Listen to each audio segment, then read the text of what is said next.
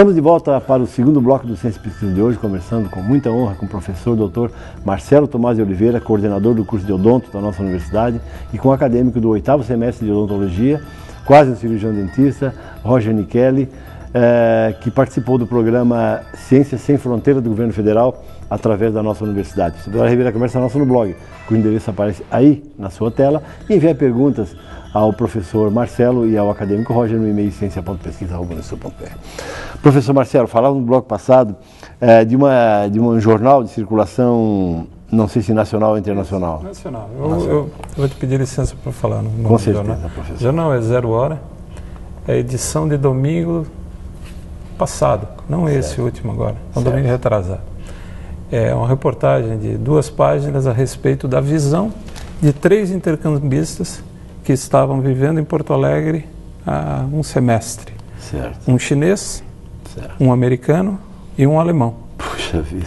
E a visão deles. E efetivamente a pergunta vai de encontro à pergunta que tu tinha feito para o Roger, que é qual era a visão do intercambista Exato.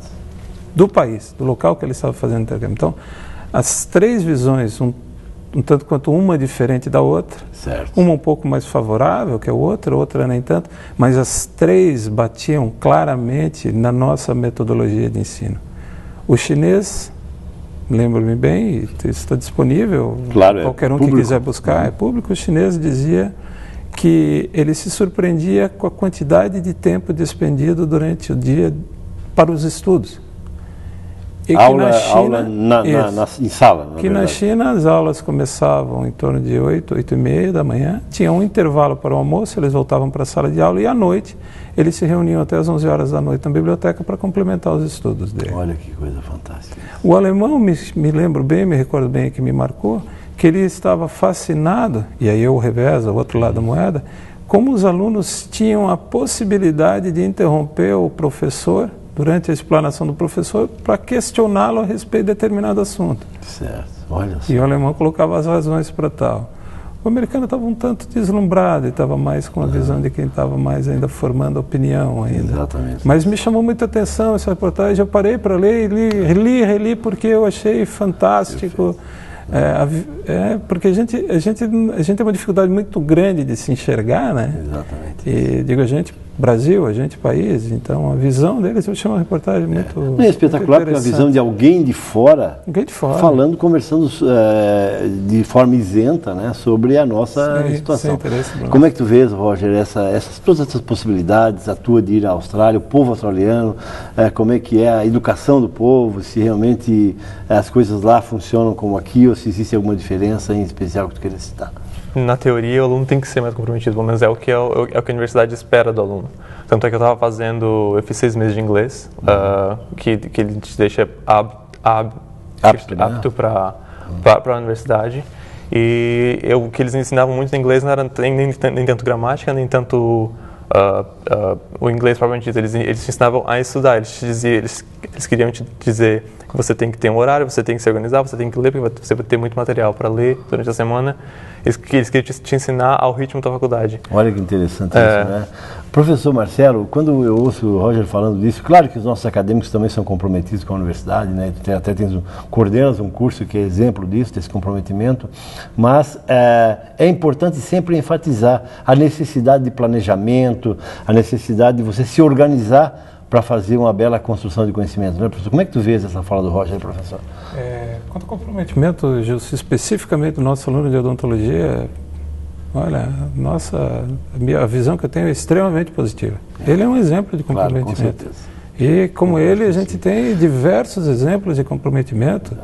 Nós temos o Dr. Reinaldo, que esteve aqui, um outro momento que a gente esteve aqui conversando com ele, extremamente comprometido, um profissional realizado, mas o veja bem da história, é o aspecto de até que ponto, e não é a odontologia em si, o comprometimento do aluno de odontologia, é até que ponto a gente precisa, no nosso ensino, absorver o que há de bom fora do país e incorporar isso no nosso dia a dia. Exatamente. Mas eu não vou transformar o meu aluno de 5ª, 6ª, 7ª fase de um curso de graduação é simplesmente porque no curso de graduação eu vou ter 3, 4... Não, isso é uma modificação estrutural, é conceitual.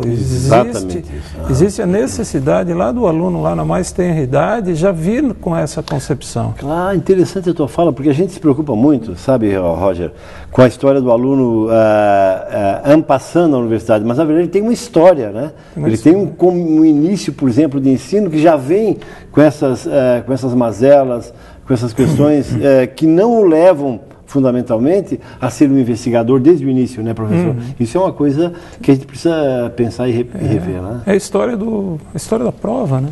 A história do teste, quanto eu tirei na nota, quanto eu tirei no teste.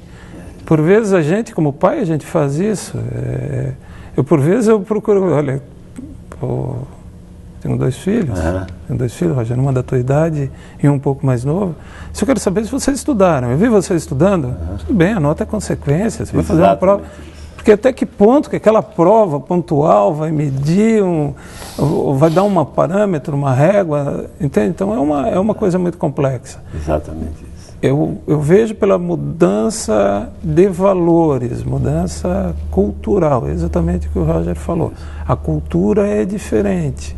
Não quero mudar a nossa cultura. A nossa cultura tem muita coisa boa, nós temos muita coisa melhor que eles. Com certeza absoluta, concordo plenamente contigo. Só que eles têm coisas boas que nós precisamos incorporar no nosso dia a dia. E é muito fácil, né, professor? E aí nós vamos começar falando, daqui a pouco mais no último bloco, com a tese, aquela de que o tempo é nosso algoz quando a conversa é agradável, exatamente sobre isso, né? Que nós temos coisas brilhantes, espetaculares, cientistas interessantes, mas alguns hábitos são efetivamente deletérios, isso já lá na infância, lá na educação fundamental. Pode ser? Pode.